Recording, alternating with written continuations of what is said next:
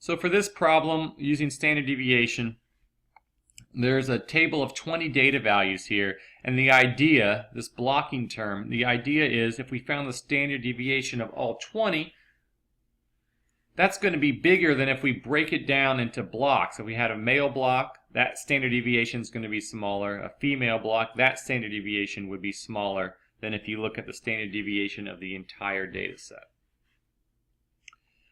So I'm copying this data set into Excel. And to find the standard deviation, I'll work through doing it for the males. Basically what you're trying to do is see how far away the data is from the mean. We're seeing how far it deviates from the mean, and we're going to try to produce something similar to an average of that. Average how far the data values are from the mean. That's what the standard deviation gives us a measure of.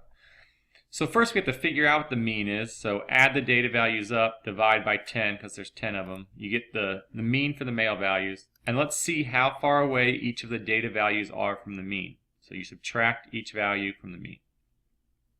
The next part of the formula tells you to square those values. And the reason we have to do that, we can't just take an average of these numbers because the negatives and positives would cancel out, and this actually adds up to 0. So it would not produce the result we wanted. But what we're going to do is we're going to square these numbers, and at the end take a square root. The square and the square root cancel out. So we'll get back to figuring out an average of how far away the data values are from the mean. So we square everything, and then just like any average, you would add those values up and divide by how many there are. Since we just have a sample of data here, when you actually divide by one less than the sample, and it gives us a better result. So sample standard deviation, we add them up and divide by one less than how many there are. So add them up, and I'm dividing here by 9 because we have a sample standard deviation.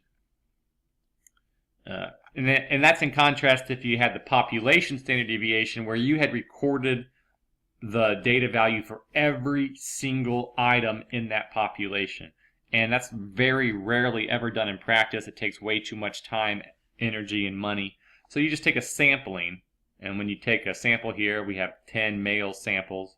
We divide by one less to get the sample standard deviation. So back to where we were in the formula, you divide by one less, and then because we squared everything, we have to take the square root at the very end to get our sample standard deviation. So that's how you would figure it out for the males, which was actually part B here. For the females, you do the same steps, but use this mean and these data values. But really, I just want you to understand these concepts that we're trying to get an average of how far away the data values are from the mean, how much they're spread out. Once you understand those concepts, you can let Excel do the complicated work behind the scenes. So in Excel, it's standard deviation.s for sample. There's similar formulas in StatCrunch. But you can get this standard deviation for the males, for the females. If you wanted to do it for the entire data set, type that in wrong. Sorry, equals standard deviation sample. I would take the entire data set. And so there's your 3 actual answers calculated instantly by Excel.